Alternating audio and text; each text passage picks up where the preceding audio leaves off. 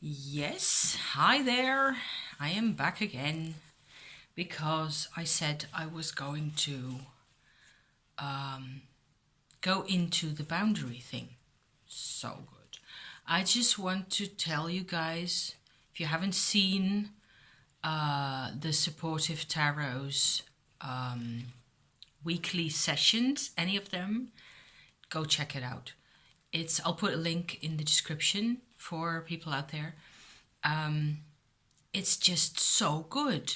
These Self-Worth Saturday discussions are just super. I tend to pick up Mondays or sometimes even Tuesdays because then I'm home alone and I can watch, longer times at a stretch and stuff like that. And I just feel it's become part of my life, and I find it just such a great formula. You have all these serious subjects and everybody's kind of, freaked out. And there's Peggy, who comes with either a comical remark or an idea that comes from, like sideways into the subject. And hang on a second, because I got to chase my cats out of the house, because otherwise they're going to be about it. Hang on. And we're back. Those cats, I swear to you, they get fed normally twice a day, a healthy helping. And now they just, they expect to be served at a certain point. And I am home alone tonight. Her husband is working late at the office, which is almost always the case on Mondays. And so I feel like you can skip dinner for a bit because they get fat and lazy and pointless. So by now, then what they do is I can see them over yonder on my counter in the kitchen trying to mess with my stuff. So I just had to interfere with that. So sorry for that. I'm back to Self-Worth Saturday because I'm suddenly reminded that last year I think I've been a customer of YouTube for 3 years now, something like that. Of course, I saw YouTube videos before that, but I started really seriously watching channels, like we do nowadays. It's become like a part of my life. I started watching The Hermit's Cave last year, and before that, there's a channel, or maybe several channels that are about narcissism. And I remember in January last year, I was really into that type of thing. I was like, I want to know the nuts and bolts of it because I'm sick and tired of having, games played with me. And that's about narcissism is really often about that. It's at least in my experience. And I suppose I'm really interested also nowadays, I would say, that my perspective would be that I could myself have been counted as a narcissist for most of my life. And I have come out of that, and I've found ways to break myself out of that prison, which wasn't easy, but it's possible. So that's one of the, really cool bits that I think I have to tell people, that I have to give to the world, is that to all intents and purposes, if I look back on my interactions with people 10 years ago, 15 years ago and longer, you might as well say that I was a complete narcissist, except I was not a psychopath. I wasn't necessarily dangerous. I wasn't hurting anybody, but I wasn't connecting. There was no connection whatsoever. The soul retrieval and all the rest around that solved that for me and took care of that. And so that's what I've learned, right? So I'm back in the day. I used to watch a lot of videos by Richard Grannon, who's got a channel specifically about narcissism. And recently I've unsubscribed, really. To be honest, I felt like it was more of the same thing, and I needed more variety, and I need more, other things. I need to also really curate the channels that I'm subscribing to, because otherwise I'm going completely bonkers here with too many channels and too many different types of information and stuff like that. So, but basically it wasn't really adding to my level of information anymore. But back in those days, I was enlightened about, I was really getting, getting the information, getting the intel on how the mechanism worked for a person who's a narcissist themselves. And I would qualify my father, definitely, oil paint or no oil paint, as that type of person. He was a gaslighter to my mother. And then again, there's always a then again. There's always another side to the story, and there were reasons why he became the way he was. And I know a bit about those reasons, but I can't talk to him. So that's a boundary thing. That is a definite boundary thing right there. And the first thing I want to say about boundaries, God, 6 minutes in, I haven't said anything of any meaning yet. So the first thing, I find that I have excellent boundaries in some circumstances or with some people, and completely non-existent to lousy boundaries in other circumstances. So I wanted to put that out there. I find that striking, that there are certain things that just do not happen to me, and that I have been warned about, and that have been sort of, my mum was always, she'd endured sexual assault and abuse of sorts for most of her life. And so I learned to be really defensive, to really have these, I am not even, it doesn't matter where I am walking, late at night or whatever. I don't really get afraid easily. I don't go to Amsterdam in the middle of the city in the middle of the night. I don't go searching for danger, of course. But I've always felt quite strong, really. And I've been, harassed slightly by male characters in the vicinity a few times, but not that it would ever, And I was always really good at looking after myself. But then again, I grew up without a dad, so I had to. There was only me. So, and there were no brothers and no big, no men, people who were supposed to look out for me. And then I suppose you really figure out how to be that type of boundaried woman in that way, I think. And in a way, it applies to my relationship with my husband as well. My husband and I have been married for 32 years, and we are really happy together. But he wouldn't qualify, I suppose, as an alpha male, because I don't tolerate alpha males. I don't. It's not like a boundary. It's like a concrete, it's like the Berlin Wall. I don't even want to, go there. Let's not go there, okay? But my husband, because he's loyal to the bone and honest, and he works until he drops, he's a giver 100%, then my protective instincts come up more and more these days, lately. And I can really see that there's a lot of areas where he doesn't really have enough boundaries or doesn't do enough. And then my boundary goes around him, if that makes sense. So I protect him to a large extent, and he loves that. It's always been that way. And I have hated the fact that I wasn't really capable of solving his problems, which is what we women always want to do for our men, right?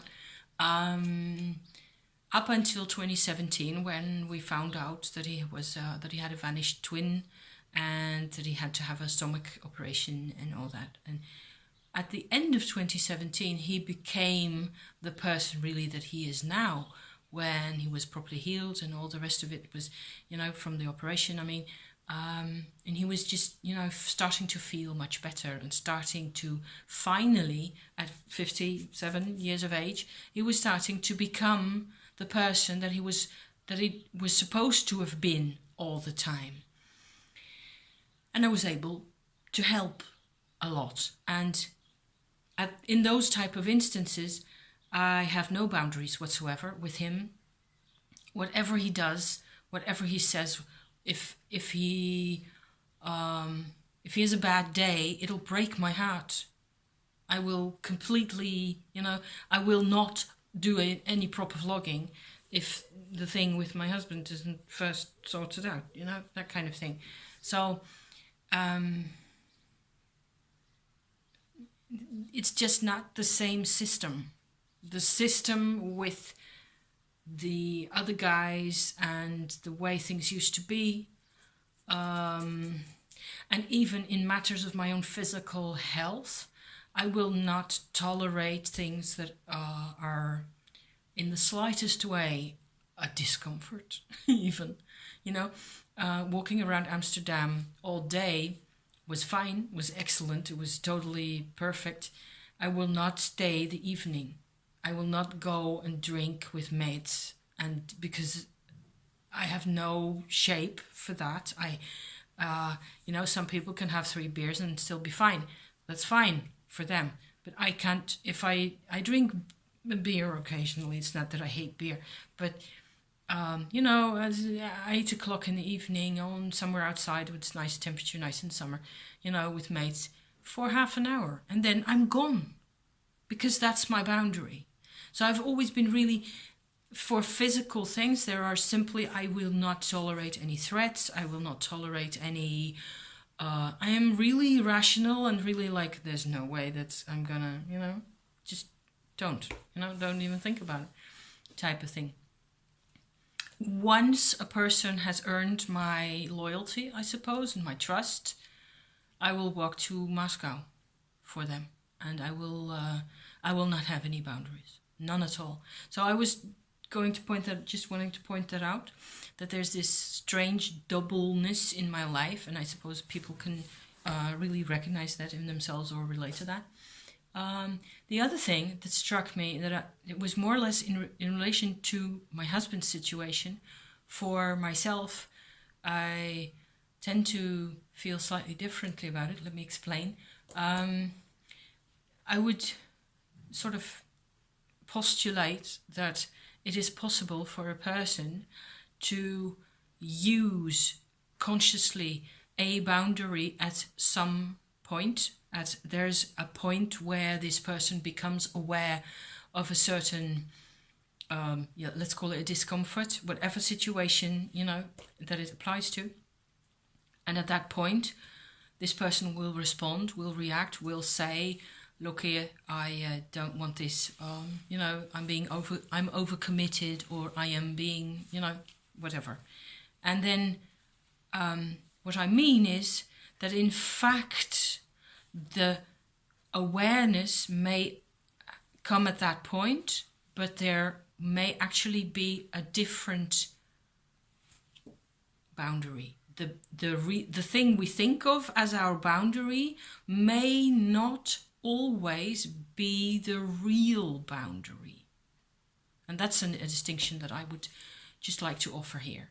I thought of it in relation to my husband again, because for him, after a bit of back and forthing, because we watched the I don't know what you call those, the introductory videos that you make, Lisa, together for the first time. I think we have watched some bits and pieces together, and we but he normally doesn't really have time because endless work and stuff, but this time, yesterday, Sunday, we watched the introductory video for the boundaries, holding boundaries, etc.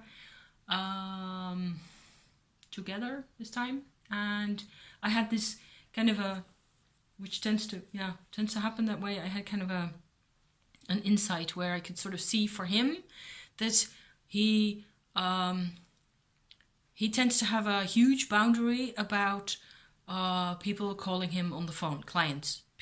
Clients call him on the phone all the time.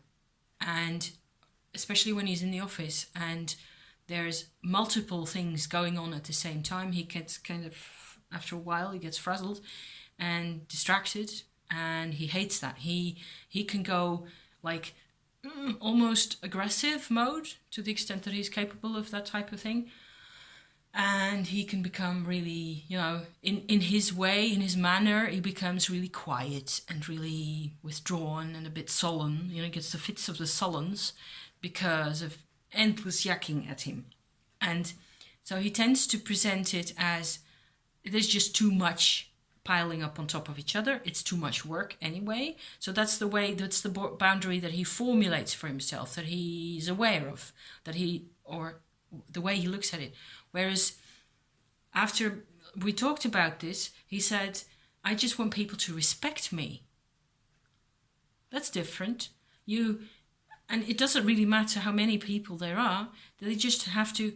And so that was kind of helpful. So that's where I would say the real boundary is. The real boundary is that you keep selling yourself out to everybody. So no wonder you go nuts after a while. You just, after 3 or 4 hours of at the rate he's going, he tends to, what he does? He doesn't do it so much anymore, but he used to. Like, we go drive and we go around the country someplace to make most time to visit clients or something. And he has like a weekday. So somewhere on a Wednesday or something, we're going on the highway and going to, first couple of addresses, and then at some point he will have to make several phone calls. So I used to get so mad at him because if he had 5 phone calls to make, regardless of how much actual interaction there was during each phone call, each phone conversation, the moment he hung up number 2, say, he would start dialing number 3. So he didn't let himself breathe in between. I went bonkers over that. I used to just hold the bloody phone. Will you breathe for 5 seconds before you go on to number? But he was always in such a flaming hurry. And that's a lot better. He's improving too. So it's one instance of how, the type of, then you don't have any boundaries, I think, when you're, at it like that. So I'm going to go back to my notes about sorry, it's getting darker, isn't it? Yeah, I suppose it'll still be okay to watch later on a bit. I'm not going to go on forever like so much. I just want to check here for my, the thing about the needs. Oh yeah, that was the other thing. I knew there was something else. Let's see whether I can turn it in such a way that we can, it's even worse, isn't it? Hold on, guys. I'm just going to muddle and shift around slightly so you can see my brain. No, my face. At some level, in the discussion or in the chat or in the presentation of establishing and holding boundaries, there is always a step further where people start describing things as needs. And I thought that was really helpful too, where it isn't so much the boundary where the other guy isn't supposed to cross over, the other guy is supposed to respect you or whatever. It is that on the positive, really, I have a need. And that was kind of a light bulb for me. It's not about not letting somebody do their thing. It is about me being aware of my needs, which is like, yay big. That's a big thing for me. And I don't really want to go into any details at the moment, but again, with my husband, we had a bit of a discussion where there's actually, an issue, a problem that we have that we need to sort out between ourselves. And I was kind of, because it's an ongoing thing and it's been ongoing for 20 years now, we have to sort this out. I kind of had this brainwave moment where I was, being upset. I was upset. How to avoid being upset? I don't know. What I did is halfway in the middle of a sentence, I just said, look, here. I am just going to put a boundary in between us, okay? Now, with so many words. And I'm going to have this side of the story, and you are going to have your side of the story. And not in a derogatory manner. You have your perspective, I have my perspective, that kind of thing. And they can both be exchanged in a way that's kind of neutral, if you like. Because of this boundary suddenly. And it worked. It worked like a charm, really. It was amazing because we both felt like we have the right to our own position all of a sudden. And so we can discuss things in a reasonable and sort of grown-up way. That was really nice. So I wanted to hand you that one.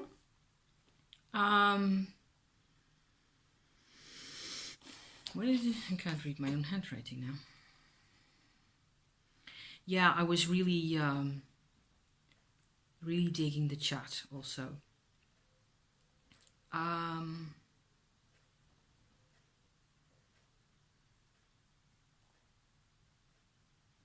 Transactional love. Oh my God, yes. People buy me presents. I'm still allergic to getting presents. I just realized this. This was the idea moment right there. I still hate getting presents. My husband gets me presents regularly because he loves me and he wants to give me something. And in the old days, you used to get presents, but you didn't get what you needed. God. Narco patterns. Learning to relate as a kid. You learn to relate as a kid. Yeah. You can always try later.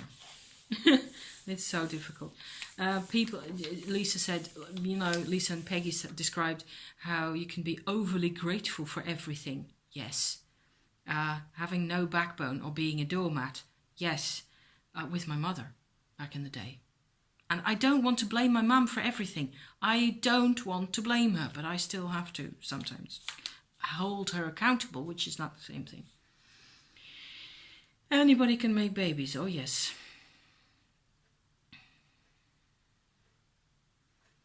And good things make me anxious, Elisa said.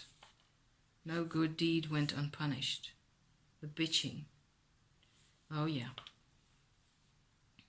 Anything, really good things. So in terms of getting real attention, real constructive, being seen as a person is dangerous because, oh yeah, I used to think all those things. Everything along those lines. And, just...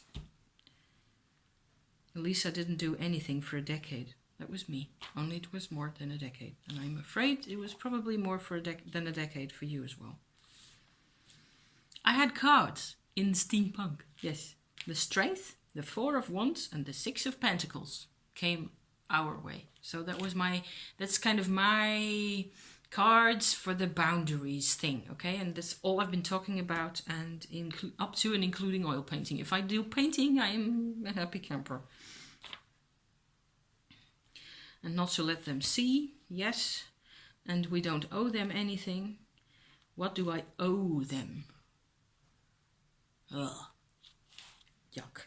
Even the mindset of that, I think, is completely wrong, but it still hurts in my belly if I think, what do I owe my parents? Because you used to owe them a ton, and they were victims. There was just so much trauma going on.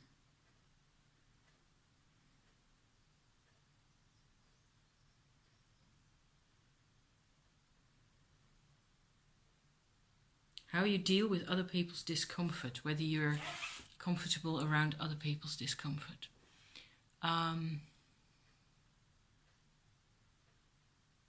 depends. It depends a great deal.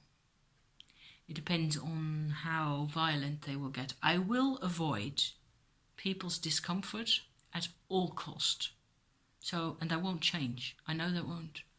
I don't want that to change because I like peace and quiet very much. So I don't suppose that'll ever change. I just, I had a little teeny tiny interaction with somebody that I work with on the volunteer kitchen, social restaurant kitchen. It was like infinitesimal. And he just went like, can you please? And I was like, oh my God, now I'm all hurt. And I couldn't really, I functioned, but I was not happy for the rest of the evening. Because men and strong voices and, bulldozer much. And he doesn't mean to be like that. He's a nice guy. So it wasn't like he was meaning any of it for like 5 minutes. It was a glitch, really. And we were all very tired, and it was a big job because we had a lot of clients that evening. So no boundaries in that instance, none at all. So the moment, that's why I don't do the alpha male thing. Not for 1 second, because I have to protect myself, and I don't trust them because they're not trustworthy. I'm not going to trust somebody who is not trustworthy. So that's okay, but I can be scared or slightly worried even for a while by somebody like my co-worker back then last week, and that's more like, it's almost like a physical thing. I'm just physically reminded of my dad shouting at my mum when I was 4 years old. So duh. And you cannot ever change that, I think. I don't think that's something I have to try even. So it's a case where there's no boundary. All I can do is sort of hedge boundaries around the area but I can't stay at home the whole time. And I cannot, as long as I know who my co-workers are and that I'm okay with them, really, and there's nothing to worry about. But I will be on the alert slightly, and I will have a slight sense of, distance with this person, I suppose. I don't know how long that will last. Maybe sometimes you get to know somebody better because of this type of a, slightly stressy interaction. And then, of course, it's okay because you survive, hopefully. As long as you live, you learn, kind of. So on that bombshell, it's time for me to close up shop for today. I'm going to watch me some telly. So thank you all and everybody for watching and listening to me ramble. And thank you, Lisa and Peggy, for all the good work you do. Because I'm on the other side of the planet and I love it. Bye-bye for now. Ciao.